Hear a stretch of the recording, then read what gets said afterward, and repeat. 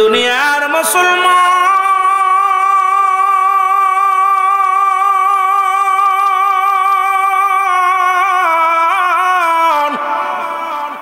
আমি বলতেছিলাম মানুষের জীবনে তিনটা বিপদ গো। নাম্বার 1 হলো মানুষের মরণ,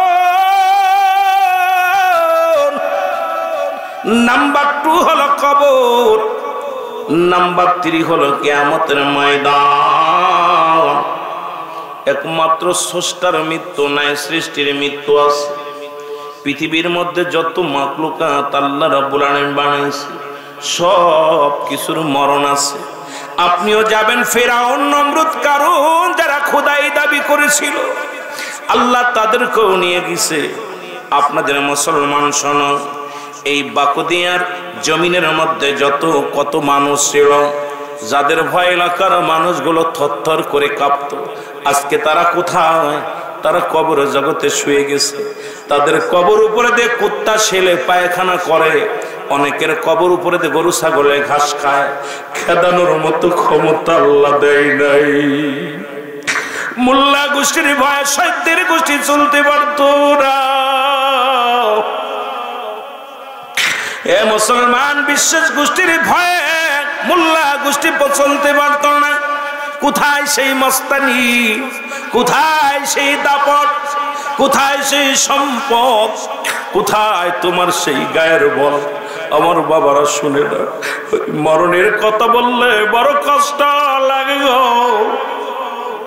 হে মুসলমান, আল্লামা মুফতি, হে মুসলমান, আল্লামা মুফতি আমজাদ আলী সাহেব একটা কিতাব লিখলেন। কিতাবের নাম হলো বারে শরিয়ত।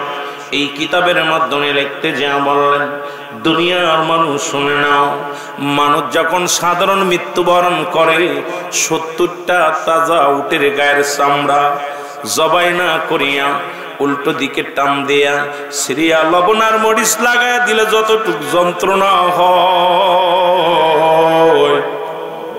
এর চাইতে 70 গুণ যন্ত্রণা হলো একটা সাধারণ মৃত্যু। আল্লাহ,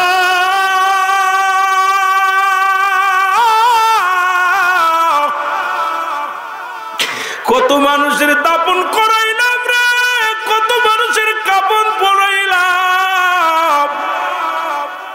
ওই মরণের সময় দেখেছি পায়খানা করে দিছে, মরণের সময় প্রস্রাব করে দিছে, মরণের সময় জিহ্বাটা বড় হয়ে গেছে, মরণের সময় চোখ দুটি বড় বড় হয়ে গেছে, একটা পা বেঁকা হয়ে গেছে, হাত বেঁকা হয়ে গেছে। এই মরণটা তাদের কত কঠিন হয় রে বাবা। এই মরণের পেয়ালা পান করতে হবে, এর মধ্যে কোনো সন্দেহ নাই। জোরে বলেন ঠিক কিনা? আর একটু জোরে জোরে চিল্লায় বলা যাবে না আল্লাহু আকবার। আমার মরণ শিবে কখন কেউ তো জানি না। আমার বাইরে কোরআনের ভিতরে সব আয়াত অস্বীকার করতে পারেন, কুল্লু নাফসিন যায়কাতুল মাউত। অস্বীকার করার মতো ক্ষমতা কারণ নাই। মরণের পেয়ালা পান করতে হবে। রাজা, বাদশাহ, ফকির, দরবেশ কত কি এসেছিল, এটা অস্বীকার করার মতো ক্ষমতা নাই। কত ভাই লেখাপড়া শিখে চাকরি করবে বড় স্বপ্ন দেখেছে, আল্লাহ তারে নিয়ে গেছে। কত মানুষ বিদেশে গেছে চাকরি করার জন্য। কত কষ্ট করে মরা মানুষ কফিন হইয়া বিমানে করে কফিনে আসতেছে। আমার বড় কষ্ট হয়। গতকালকে দেখলাম বাংলাদেশের 3 জন, এই আপনাদের এই পাশেই আপনার ইসের ভিতরে ঢাকা মুন্সিগঞ্জের ভিতরে 3 ভাই 2 ভাই মৃত্যুর লাশ দেখলাম। 2 ভাইয়ের লাশ তারা কারেন্টের কাজ করতে যায় শর্ট করে মারা গেছে। 2টা লাশ 13 দিন পরে বাংলাদেশে ফিরছে। বাবা এই লাশ দেখে স্ট্রোক করে মারা গেছে। যায় যখন বাবা লাশটা দেখছে 2 সন্তানের, বলছে আমি অনেক কষ্ট করে সন্তানের মানুষ করছি, এই সন্তান 2টার মানুষ করতে যায় আমি পরের বাড়ি কাজ করেছি, আমি গুণাগার, মানুষের দ্বারে দ্বারে বেড়াইছি, লেখাপড়া করে সন্তানের বিদেশে পাঠাইলাম। বাবা তোরা আমার লাশ মাটি দিবি, আজকে তোদের লাশ দেখতে হয়। একটা চিৎকার মারছে, লাশটা বাড়ির পর নামানোর সঙ্গে সঙ্গে বাবার সঙ্গে সঙ্গে দুনিয়া থেকে বিদায় হয়ে গেছে। আমার বাবারা কত মানুষ এই ঘুমের ঘরে মারা যাচ্ছে। আজকে বয়স হয়ে মরবো, বুধ বড় হয়ে মরবো, মুরব্বী হয়ে মরবো, কেউ বলতে পারি না। যে কোনো মুহূর্তে মরণ আসতে পারে। জোরে বলেন ঠিক কিনা? আমার মরণ আসিবে কখন কেউ তো জানি না। আমার মরণ এই আমি চলে যাব আমায় তোমরা বইলা যাইও না, আমি চলে যাব আমায় তোমরা না, আমার মরণ আসিবে কখন কেউ তো জানি না। সবাই বলেন আমার মরণ আসিবে। টাকা পয়সা দালান কোটা যাহা করেছি সব কিছু ফেলাইয়া আজি একাই চলেছি রে আমি, সব কিছু ফেলাইয়া আজি একাই চলেছি। আমি যাবার বেলায় ভেবে দেখি আমার কিছু নাই, হায় হায় যাবার বেলায় ভেবে দেখি আমার কেহ নাই, আমার মরণ আসিবে কখন কেউ তো জানি না। বলেন মরণ কুল্লু মান আলাইহা ফান, সব শেষ। এই এক আয়াতের আলোচনা করলেই রাত শেষ। আল্লাহ ডাকতে বলে দুনিয়ার মানুষ শুনে নাও গো,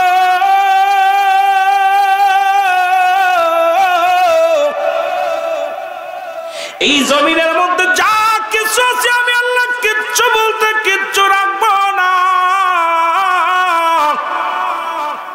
এই জমিনের মাটিগুলো কতই না ফাঁকি দিলা, বাই হইয়া বাইরে ফাঁকি দিলা,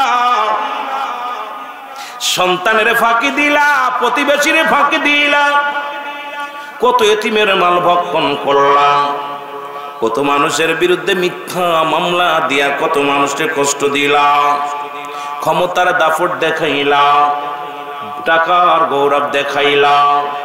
ও যুবক, দিলের কান্ডা লাগা শোনো, আল্লাহ বলে বান্দার এই জমিনটা আমি পুরা তামা বানায়া দিব। খুব খেয়াল, খুব খেয়াল, এই জমিনটা পুড়ে হয়ে যাবে তামা। কি হয়ে যাবে? এত বাড়াবাড়ি কিসের রে বাবা? 100 টাকা 1 শতক জমির জন্য মাথা ফাটায় দিলা,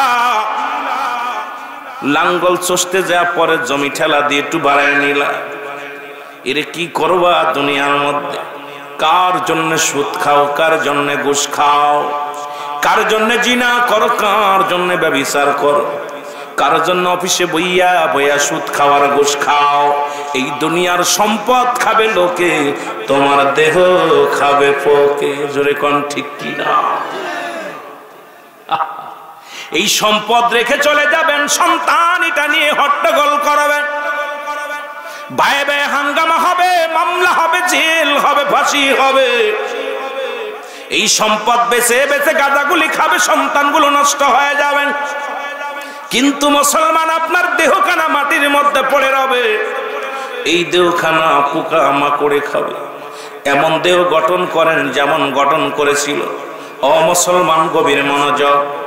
আপনাদের মায়া মানসিংহের মধ্যে, ও বাবা দিলের কান্ডা লাগা শুনে নাও, এই ময়মনসিংহ যখন বিশ্ব রোড হয়, এই বিশ্ব রোড হওয়ার সময় একটা কবর বাঁধলো একজন আলেমের, মুস্তাকুন নবী নামে একজন আলেম, যিনি মুসলমান, দীর্ঘ 40টা বছর কবরে শুয়ে আছে, মসজিদের ইমামতি করতেন, একজন হালাল খোর বান্দা। ওই মুস্তাকুন নবীর লাশটা খানা যখন ওই কবরটা ভেঙে ওই ভেকু দিয়া মাটি যখন খুঁজতে গেছে, লাশটা উত্তোলন হলো। আল্লাহর কসম করে বলি, আমি গুনাহগার গিয়েছি ওখানে বাবা, এবার দেখে এসেছি, বড় আশ্চর্য, লাশটা দেখতে পাই নাই, শুধু মোবাইলের মধ্যে দেখেছিলাম। তবে কবরটা দেখে এসেছি, পাশেই কবর দেওয়া হয়েছে, লাশের গায়ের একটু কাপড়ের কাপড় পচে নাই। ও মুসলমান শুনে নাও, লাশটা পচে নাই। ওনার ছেলেকে জিজ্ঞাসা করা হলো, মুস্তাকুন নবীর সন্তান 3টা সন্তান, এই 3টা সন্তানের ভিতর 2টা থাকে বিদেশের জমিনে, একটা থাকে দেশে। সেই সন্তান মুসলমান, ওই দোকানদারি করে, ভুসি মাল ভুসি ইত্যাদি ইত্যাদি, গরু ছাগলের মালামাল যেটা খায় এগুলো ব্যবসা করে। ওনাকে জিজ্ঞাসা করা হলো, আপনার আব্বা এমন কি লোক ছিল? বলে, আমার আব্বা এই পাশের মসজিদে ইমামতি করত, দীর্ঘ 60 বছর ইমামতি করেছে একই মসজিদে গো, জীবনে একটা টাকা নেন নাই, জীবনে কোনোদিন আমার আব্বারে দেখি নাই তাহাজ্জুদের নামাজ কাজা যাইতে। মুস্তাকুন নবীর ছোট ছেলে বলেন, আমি আশ্চর্য হয়ে গেছি গেছি, গভীর রাত হয়ে যেত, বাড়ি আসতাম, এসে দেখি আব্বাজান জায়নামাজের মধ্যে বসে বসে কোরআন তেলাওয়াত করে। রাত যখন বেশি হয়ে যেত দেখতাম আব্বারে জায়নামাজের মধ্যে বসে সিজদার মধ্যে পড়ে কান্দে। আরে এই পাগলটা মারা যাবে, এই পাগলটা মারা যাওয়া, তার কবরের কাপড়ের কাপড় পোষে নাই। আর আমার মতো ঘুষখোর সুদখোর যখন মারা যাবে রে, ওই কবর আমার ছাড়বে না, কবর আমার পোকামাকড়ে শেষ করে দিবে। আমি অনুরোধ করে যাব, মুসলমান শোনো, এমন দেহ করতে হবে যেন দেহের মধ্যে পোকামাকড় না লাগে, এমন দেহ বানানোর দরকার আছে কি না? জোরে জোরে চিল্লায় বলেন আছে কি না? জোরে জোরে চিল্লায় বলা যাবে না আল্লাহু আকবার। আমার ভাইয়েরা, আমার বন্ধুরা, আমি বলতেছিলাম এই জমিনটা পুরো তামা যাবে গো।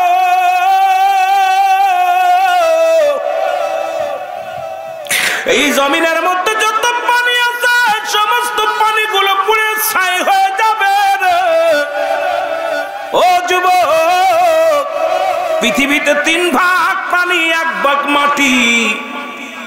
এই 3 ভাগ পানি পুড়ে ছাই হয়ে যাবে, জমিনটা পুড়ে তামা হয়ে যাবে। ঘোষণা কার? আর একটু জোরে বলেন, ঘোষণা কার? আমি রুহুল আমিনের ঘোষণা না রে বাবা, না। এই ঘোষণা হলো আমার আল্লাহ। আল্লাহ কয়, বান্দা যেদিন কিচ্ছু বলতে কিচ্ছু থাকবে না, আইরে মস্তান 5 বছরের ক্ষমতা কই যাইব? 10 বছর করো, চেয়ারম্যান হইয়া ধোঁকাবাজি করো। আজকে মুসলমান শোনো, পুলিশের চাকরি কইরাও তুমি বেইনসাবির মতো কাজ করো। হয়তো অনেকে বলতে পারেন, হুজুর আমাদের বিরুদ্ধে কথা বললেন, বড় কষ্ট হয়। তবে অনেক পুলিশ আবার তাহাজ্জুদের নামাজ পড়ে বাবারে, আবার অনেকে আছে সিগারেট পর্যন্ত ঘুষ খায়। জোরে বলেন ঠিক কিনা? সবাই যে খারাপ তা না রে বাবা। তবে যাদের ভিতরে মরণের ভয় আছে, যাদের অন্তরের ভিতরে একবার কবরের চিন্তা আছে, সারাদিন না খেয়ে থাকবে, হারাম বক্ষণ করবে না। মুসলমান না খেয়ে জীবনটা দিয়ে দিবে, তবু হারাম বক্ষণ করবে না। কারণ তার অন্তরের ভিতরে ঢুকছে মরণের ভয়, তার অন্তরের ভিতরে ঢুকছে কবরের ভয়, তার অন্তরের ভিতরে ঢুকছে জাহান্নামের ভয় রে আল্লাহ। আমি যে কথা বলতেছিলাম, যেদিন কিচ্ছু বলতে কিচ্ছু থাকবে না, সেদিন থাকবে শুধু আমার আল্লাহ। আল্লাহ কয়, বান্দারে সেদিন থাকবো আমি আমার নবীর ভালোবাসা নিয়ে। আমরাও থাকতে চাই আল্লাহর গোলামি করে নবীর ভালোবাসা নিয়ে। সবাই রাজি আছেন কি আছেন না? আছেন? বেজাল হইলে বুঝলে বুঝপাতা, না বুঝলে তেজপাতা, কিছু করার নেই। না বুঝলেও ফ্যান বলবেন, হুজুর আপনি রং করছেন। কার ভালোবাসা নিয়ে থাকতে চায়? জোরে বলেন কার? আল্লাহ। আই মুসলমান, আমি কিছুদিন আগে একটা জানাজা পড়লাম, আমি আশ্চর্য হয়ে গেছি, দেখি 2টা পা বেঁধে রাখছে রশি দিয়ে। আমি কই পা বাঁধছেন কেন? কয় পা ছেড়ে দিলে দুদিকে দৌড় মারছিলাম বেকার অবস্থায় ফেলি, বাইতে দিয়ে ফেলি পার সাথে, মানে পা 2টার জাম গেছে পা দিয়া। কত মানুষ মৃত্যুকালে রক্ত বাইর হয়ে যায় নাক কান দিয়া। কত মানুষের দাফন করালেন, কাফন পরালেন, তারপরও ভয় নাই। গত কয়েক মাস আগে দেখলাম দাদার মরা লাশ দাড়ি ধরে সেলফি তুইলা ছেড়ে দিছে। হাই রে বোকা। ভারতের মধ্যে দেখলাম কবর নিয়ে টিকটক করছে, কবরে হুইয়া দেখছে কবরে কেমনে আযাব হয় দেখার জন্য। গতকালকে দেখলাম আপনার এইদিকে কোন রাষ্ট্রের জন্য দেখলাম যে কবরের মধ্যে হুয়াইয়া উপরে কাজ দিছে, এই কবরে কেমন আযাব হয় দেখার জন্য। আশ্চর্য হয়ে গেছি, মানুষের ঈমান আকীদা কোথায় গেল? এটা জাহিলা জামানা, বড় মুসিবতের জামানা। নবীজি বলছে, এই দুনিয়াটা হলো পচা দুর্গন্ধ মুড়ি। মানুষের চরিত্র হলো কুকুরের চরিত্র। কুকুর যেমন মুড়ি পাইলে খুশি হয়, সে জামানার মানুষ সম্পদমুখী হয়ে যাবে। এরা কোথায় কেন হালাতে আছে, কি হবে, এই চিন্তাধারা তাদের ভিতরে নাই। চিন্তা আগামী দিনের চিন্তা কোনো ব্যক্তির ভিতরে যদি আসে, আল্লাহ আমি এখান থেকে উঠে বেড়ে বাড়ি যেতে পারবো, বলতে পারি না, যে কোনো মুহূর্তে পড়ে যেতে পারি। জোরে বলেন ঠিক কিনা? আমার ভাইয়েরা, আমার বন্ধুরা, আমি বলতেছিলাম মরণের কথা। এই পৃথিবীর মধ্যে 4 জন নবী এখনো জিন্দা আছে দুনিয়ার মধ্যে। তাদের মধ্যে একজনের নাম হলো হযরত ইদ্রিস আলাইহিস সালাম, যাকে একবার ইন্তেকাল করেছেন, আবার সে দুনিয়ার মধ্যে আবার অমুসলমান জান্নাতের মধ্যে জীবিত অবস্থায় আছে। আর একজনের নাম হলো, যিনি পানির দায়িত্ব আছে, হযরত খিজির আলাইহিস সালাম। আর একজন আছে মুসলমান শোনো, তিনি হলো পাহাড়ের দায়িত্ব আছে। এই গাজীপুরের জমিনে যদি পাহাড় থাকে, এই পাহাড়ের দায়িত্ব আছে, ওনার নাম হলো হযরত ইলিয়াস আলাইহিস সালাম। আর একজন ব্যক্তি দুনিয়ার মধ্যে জিন্দা আসবে, আমার নবীর উম্মত হয়ে আসবে, জানা আসেনি নামটা? মারহাবা মারহাবা। কি নাম? হযরত ঈসা আলাইহিস সালাম। জোরে বলেন মারহাবা। বুঝা গেছে আপনারা কিছুটা জানেন, কিছুটা জানতে পারেন মুসলমান। এই চারজন ব্যক্তি এখনো জিন্দা আছে গো। এদের মধ্যে হযরত ইদ্রিস আলাইহিস সালামের ঘটনা অনেকে জানেন। ইদ্রিস আলাইহিস সালামকে নিয়ে অনেক ইতিহাস বর্ণনা করতে গেলে অনেক আলোচনার অনেক প্রয়োজন, কিন্তু আমি ওদিকে যেতে পারবো না। আমি আলোচনা যাব যেদিকে গেছি, কবর হাসর মিজানের দিকে। বাস্তবতা নিয়ে কিছু কথা বলবো, মা বোনদের কিছু কথা বলবো। অনেক মা বোন আছে, তাদেরকেও নিয়ে কথা বলা লাগবে। বাবার সামাজিকতা নিয়ে আলোচনা করা লাগবে, কারণ এই মহল্লার মধ্যে আজকে ইসলামী সম্মেলন প্রতিদিন করা সম্ভব নয়। 5 দিন ব্যাপী আলোচনা, এর ভিতর থেকে যেন কিছুটা বাড়ি নিয়ে যেতে পারি। আল্লাহ, যারা আজকের ময়দানে বসেছে তারা যেন ক্ষমা পেয়ে যায়। আল্লাহ, তাদের জন্য তুমি ক্ষমা করে দিও।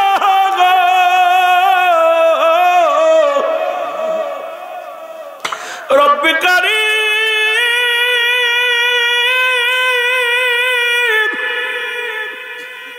এত পরিমাণ পাপ করেছি রে,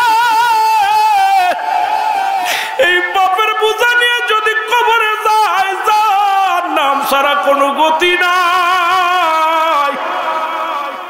আল্লাহ আল্লাহ,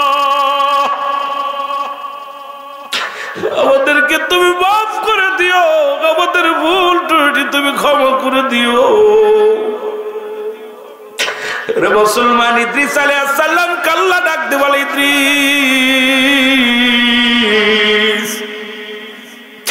তুমি জান্নাত পেয়ে খুশি হয়েছো নি? বলে, আল্লাহ, আমি জান্নাত পেয়ে বড় খুশি হয়েছি। আমার আল্লাহ কয়, ইদ্রিস রে, আমার জান্নাত বড় দামি, জান্নাত বড় নিয়ামত। ইদ্রিস আলাইহিস সালাম ডাক দিয়ে বলে, রব্বে কারীম, তোমার জান্নাতের নিয়ামতের আমি বিবরণ কি দেব? তোমার জান্নাতের বিবরণ আমার দেওয়া সম্ভব নয়, কিন্তু তোমার আজরাইল আমার সনে ভালো ব্যবহার করে দেয়। তোমার আজরাইল আমার কষ্ট দিছে জানটা বাইর করার সময়। আল্লাহ ডাক দে বলে, আজরাইল,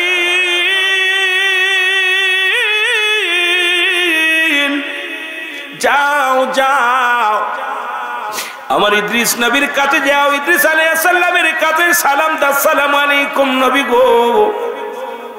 বলে, আজরাইল রে, আগে বলো আমার রূহটা কেমনে বাইর করেছে, আগে বলো কেমনে বাইর করেছে। আজরাইল বলো, হুজুর, আপনি জানেন না আমি এত বড় দানব, আকাশে আমার মাথা, জমিনে আমার পা, সারা পৃথিবীর পানি যদি আমার মাথায় ঢেলে দেওয়া হয়, একটু পানি জমিনের মধ্যে ঘোরে পড়বে না। আমি এত বড় দানব নবী গো, একমাত্র ইমানদারের রূহটা বাইর করার জন্য জমিনের মধ্যে আসে গো। ওই কাফির বেঈমানদের জান কবজ করতে আমি জমিনের মধ্যে আগমন করি না। আসমান থেকে এমন একটা হুক্কার মারি, কলিজাটা ফেটে যায়, নাক দিয়া মুখ দিয়ে রক্ত বাইর হয়ে যায়, পায়খানা প্রস্রাব হয়ে যায়, একটঙ্গ বেঁকা হয়ে যায়, জিহ্বা বাইর হয়ে যায়, চোখটা বড় হয়ে যায়, বড় কঠিন মৃত্যু হয়। একমাত্র ইমানদারের মৃত্যুটা আমি দুনিয়ার মধ্যে আসি, সালাম দিয়া তার আত্মাটা বাইর করি, জানটা বাইর করি। আল্লাহ নবী ইদ্রিস আলাইহিস সালাম বলে, আজরাইল রে, আগে বলো আমার মৃত্যুটা কেমনে হয়েছে। ডাকতে বলো, হুজুর,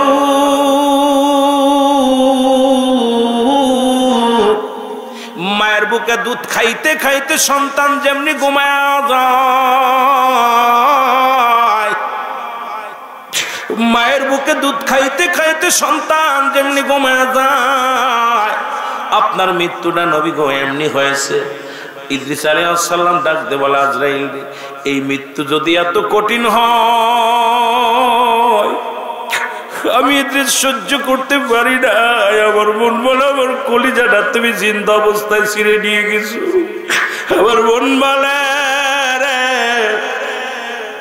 আমার গা থেকে গোস্তগুলো সব হাড্ডি রেখে গোস্তগুলো ছিনিয়ে নিস। আজরাইল রে, এই সহজ মৃত্যু ইমানদারের মৃত্যু। শুনে নাও গো, ইমানদারের মৃত্যুটা হবে আটাগুলা খামির বানায়। এই খামিরের মধ্যে যদি একটা চুল পড়ে, এই চুলটা যেমন টান দিল না সে বাইর হয়ে যায়। ইমানদারের মৃত্যুটা হবে এমনি। ইমানদারের মৃত্যুটা এত আসানে হবে। সেই মৃত্যু যদি এত কঠিন হয়, তাহলে কঠিন মৃত্যুটা কত কঠিন হয়।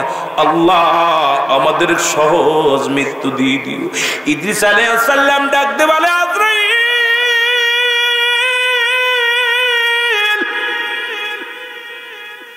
ওরে এত সহজ মৃত্যু যদি এত কঠিন হয় রে আজরাইল, যারা মরণের সময় পায়খানা করে দেয়, মরণের সময় জিহ্বা বাইর হয়ে যায়, মরণের সময় যাদের চোখটা বড় বড় হয়ে যায়, মরণের সময় যাদের দুনিয়ার মধ্যে একটা অঙ্গ পড়ে যায়, কত মানুষের জানাজা পড়াইলাম রে, কত মানুষের দাফন করাইলাম, কত মানুষের কবরে রাখলাম। আল্লাহ কোন দিন যেন আমার লাশটা কবরে শুয়াইবে কে আসিয়া, আমার কে কসল করাইবে, কে আমারে দাফন করাইবে, কে আমারে কাফন পরাইবে রে আল্লাহ। এই দুনিয়ার মধ্যে আমাদের সকলের মৃত্যুটা আসান করে দিও। ইদ্রিস আলাইহিস সালাম ডাকতে বলে, আজরাইল রে, মৃত্যু যন্ত্রণা এত কঠিন আমি মৃত্যুবরণ করে অনুভব করতে পেরেছি। জোরে জোরে চিল্লায় বলা যাবে না আল্লাহু আকবার। রে আজ না হয় কাল তুমি যাইবা কবরে, যাবার বেলায় দেখবে চেয়ে গো তোমার সবই রইল পড়ে, যাবার বেলায় দেখবে চেয়ে। একটু মহব্বতে বলেন, আজ না হয় কাল তুমি, আজ না হয় যাইবা কবরে, যাবার বেলায় দেখবে চেয়ে গো তোমার সবই রইল পড়ে, যাবার বেলায় দেখবে চেয়ে। ও ভাই, দাদাই গেছে, বাবাই গেছে, কেউ আসলো না ফিরে, তোমার তো যাইতে হবে রে যেদিন আজরাইল আসিবে, তোমার তো যাইতে হবে রে। বলো আজ না হয় কাল তুমি, আজ না হয় যাইবা কবরে, যাবার বেলায় দেখবে চেয়ে গো তোমার সবই রইল। মহব্বতে বলেন, যাবার বেলায় দেখবে চেয়ে গো তোমার সবই রইল। ঘর করলাম, বাড়ি করলাম, জায়গা করলাম, জমি করলাম, সবই যাইবা রে। ঘর করলাম, বাড়ি করলাম, জায়গা করলাম, জমি করলাম, সবই যাইবা রে। তোমার তো যাইতে হবে রে যেদিন আজরাইল আসিবে, তোমার তো যাইতে হবে রে। বলো আজ না হয় কাল তুমি, আজ না হয় যাইবা কবরে, যাবার বেলা দেখবে চেয়ে গো তোমার সবই রইল পড়ে, যাবার বেলা দেখবে চেয়ে গো। লা ইলাহা, জবান খোলে লা ইলাহা, ভালোবেসে লা ইলাহা, মহব্বতে লা ইলাহা, এরে লা ইলাহা ইল্লাল্লাহ, লা ইলাহা মুহাম্মদ রাসূলুল্লাহ, লা ইলাহা। এ দুনিয়ার মুসলমান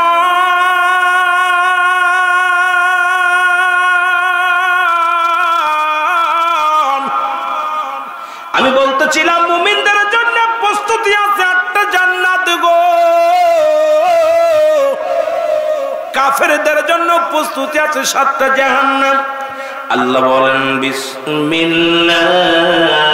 রহমানির রহিম উইদ্দাত লিল কাফিরিন। আল্লাহ বলে কাফের বেঈমান মুনাফিকদের জন্য। অসংখ্য মুনাফিক তখন ছিল, এখনো আছে গো। আল্লাহ কমিনান নাস, মানুষের মধ্যে না করো তারা বলবে আমান্না, তার ঈমান আনছে বিল্লাহি, আল্লাহর প্রতি, অবিলাউনিল আখিরা, আখিরাতের প্রতি বিশ্বাস স্থাপন করেছে। ওমা হুম বিমুমিনিন। আল্লাহ কয় ও রাসূল শুইনা নাও। আল্লাহ ডাক দে বলে খাবি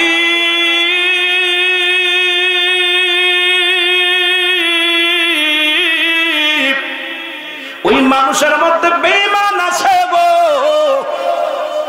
আমার বাবার এখনো আমরা আছি, সবাই জানি মরণ হবে, সবাই জানি কবরে শুইতে হবে, সবাই জানি হিসাব হবে, সবাই জানি রে মুসলমান কিয়ামত হবে, সবাই জানি হাসরের ময়দানে উত্তরণ হবে।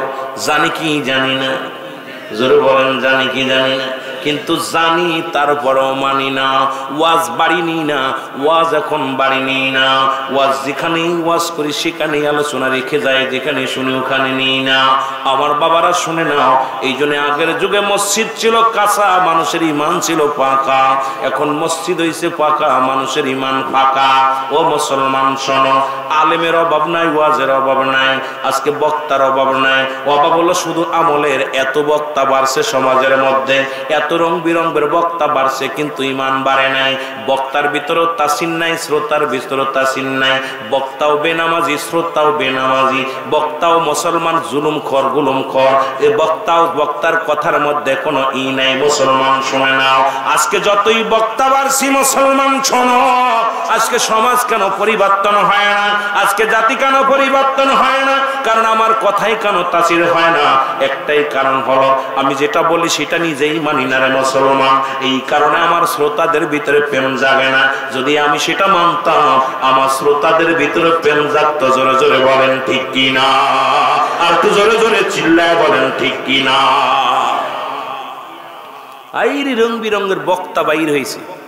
এই বক্তাগুলো আমি আশ্চর্য হয়ে যায় মাঝে মাঝে, নিজেও চিন্তা করি এমন একটা জামানায় বক্তা হয়েছি, এই জামানা কবরে যেতে পারবো। অধিকাংশ আলেম, 3 শ্রেণী আলেম ইয়াউমাল কিয়ামতের ময়দানে আল্লাহ রাব্বুল আলামিন তাদেরকে সুরে মারবে, একদম ফেরেশতারা সুরে মারবে তাদেরকে, জান্নাতের সীমানায় যাবে না। তার ভিতরে নাম্বার 1 এই দুনিয়া কামানোর জন্য যারা ইলম অর্জন করছে, দুনিয়ার সম্পদ, টাকা পয়সা, ধন দৌলত কামানোর জন্য ইলম অর্জন করছে। 2 নাম্বার হলো যশ খ্যাতি নাম। আমার সুনাম আমিরুল আমিন সিদ্দিকী বাংলাদেশ 1 পিস, আমার মতো কেউ নাই। এই একটা অহংকার, আমি বড় বক্তা, বড় জান্নাওয়ালা, আমার মতো আর কেউ নাই, সব গরু। কথা বুঝেন নাই? এই অহংকার যখন আসছে, এই বক্তাগুলো কিয়ামতের ময়দানে কঠিন লাঞ্ছিত হবে, অপমানিত হবে। 3 নাম্বার হলো যে সমস্ত বক্তা ইলম অর্জন করছে অন্যকে ধরার জন্য, শুধু বায়াজে তর্ক, বায়াজে জিতার জন্য। তার ইলম অর্জন করছে কাকে ডাউন মারা যাবে, কাকে অপমানিত করা যাবে, সে নিজের চিন্তা করে আমি বড় আলেম, আমার সামনে দেখিয়ে যাবে। আমার দেশে অসংখ্য আলেম আছে এরকম, খালি অন্যের পিছে লাগার চিন্তা, ওর খালি ইলম অর্জন করাই হলো, ও ধরতে হবে। এই 3 শ্রেণী আলেম কিয়ামতের ময়দানে বড় কঠিন বিপদের মধ্যে পড়ে যাবে। আল্লাহ আমাদেরকে বুঝার তৌফিক দান করুন। সকল বলুন আমিন। আরো জোরে বলেন আমিন। কষ্ট হচ্ছে নি ভাই? আমিন কইতে কষ্ট হয়? আমাদের দিকে আবার আমিন যে তারে হলো জমি মাফে। কি মাফে? আমিন যারে বলে, আমিন বললে বুঝায় মনে হয় জমি মাফা লোক। আপনাদের কি বলে? যারা জমি মাফে তাদের কি বলে? কাম সারছে। এই জন্য আপনারাও বলতেছেন না আমিন, কারণ আপনাকে তো জমা জমি মাফার দরকার নেই, ঠিকই না? আমার ভাইয়েরা, আমার বন্ধুরা, এই মুনাফিকদের জন্য, কাফেরদের জন্য আমার আল্লাহ রাব্বুল আলামিন একটা নয়, 2টি নয়, 7টা জাহান্নাম প্রস্তুতি করে রাখছে। জোরে বলা যাবে না আল্লাহু আকবার? আর একটু জোরে বলা যাবে না আল্লাহু আকবার? এ ভাইরা, আমার বন্ধুরা, দুই নাম্বার বিপদ হলো মানুষের কবর।